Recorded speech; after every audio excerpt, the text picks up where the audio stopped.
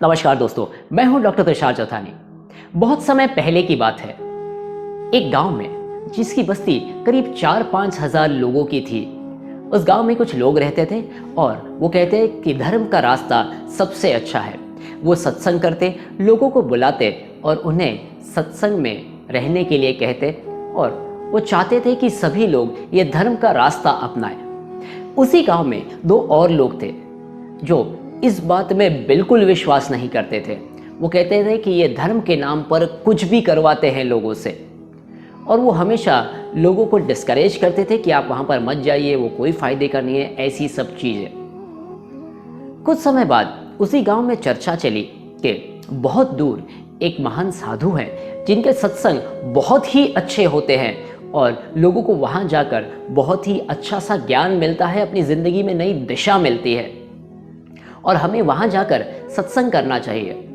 जैसे ये चर्चा चली, गांव के इन दो लोगों को भी पता चला और फिर उन्होंने बात की कि चलो अगर ऐसा है तो हम लोग वहीं पर पहले चले जाते हैं और वहीं से धर्म को खत्म कर देते हैं। उन्होंने वैसा ही किया। अगले दिन सुबह वो जल्दी निकल गए और करीब 4 दिन की मुसाफरी करते हुए वो उस जगह पर पहुंचे जिसका नाम था कन्याकुमारी।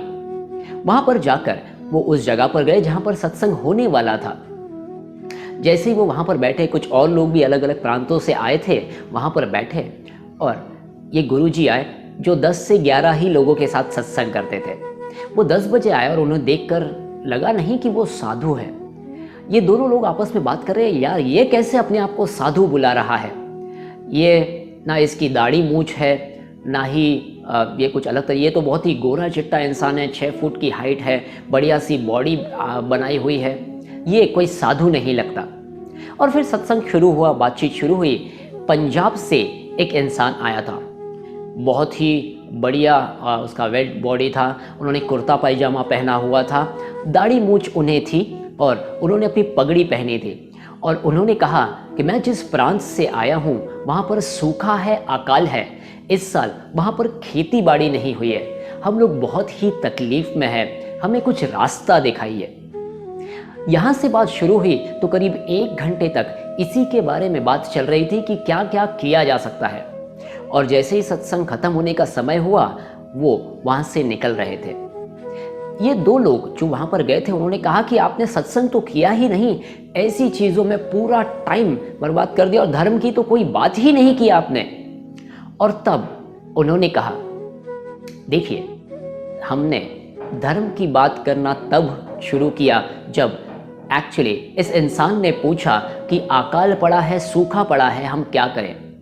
मेरे देश में अगर कोई भी भूखा सो रहा है, कोई तकलीफ में है और मैं उसे छोड़कर किसी और चीज़ की बात करूं तो ये धर्म के विरुद्ध होगा।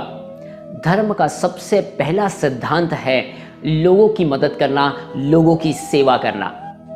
और वो वहाँ से चले गए। ये दो लोगों को कुछ अच्छा लगा लेकिन कुछ अटपटा भी लगा।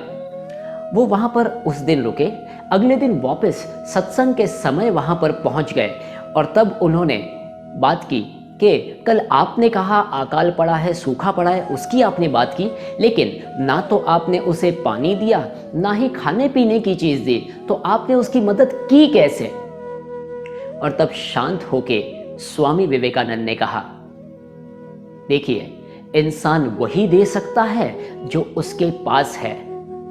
ना मेरे पास पानी है, ना मेरे पास खाने की चीज़ें हैं, मेरे पास सिर्फ मेरे लिए जितनी होती है उतनी पर्याप्त है और इसीलिए मैं उनको वो दे रहा हूँ जो मेरे पास है।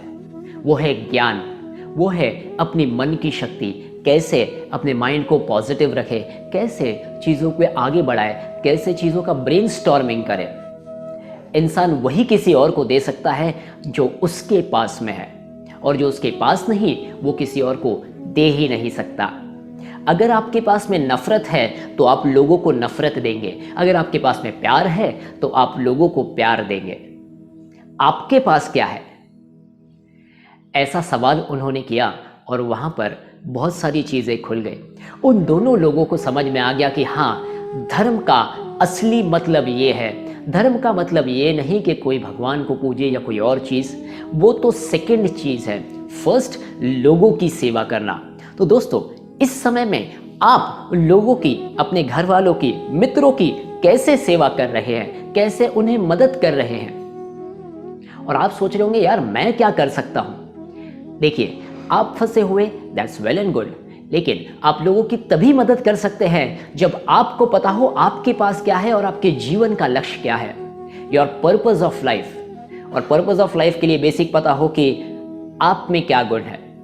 और यही तो सबसे इंपॉर्टेंट पार्ट है, आइडेंटिफाई कीजिए कि आप इस धरती पर क्यों आए हैं, आप क्या दे सकते हैं लोगों को। व्यापारी लोग ये सोच रहे हैं कि मैं व्यापार करता हूं, जब मेरी दुकान खुलती है तो ही मैं व्यापार करता हूं। नहीं, थोड़ा सा गहराई में सोचिए, आपके पास व्यापार करने की कला है तो इस समय में क्यों ना लोगों की मदद करें, YouTube वीडियोस बनाकर के व्यापार कैसे किया जाता है, जीरो से कैसे चीज़ों को शुरुआत किया जाता है। आपने वहीं से तो शुरू किया था, बिल्कुल जीरो से, कोई भी चीज़ का कोई नॉलेज नहीं था। कपड़ों के व्यापारी घर पर बैठे हैं, क्या वो व्यापारी दूसरे लोगों को मदद कर सकते हैं कि कपड़े की पहचान कैसे होती है, कौन सी चीज़ कहाँ पर मिलती है, कैसे आप उसे ला सकते हैं और बेहतर बना सकते हैं। ऐसी कई चीज़ें आपके अंदर छुपी हैं, लेकिन आपको सबसे पहले शुरू करना पड़ेगा अपने आप से। अपने आप को पूछना पड़ेगा, मैं क्या दे सकता हूँ मेरे दोस्तों को, जिससे वो ऐसे समय में आगे बढ़े।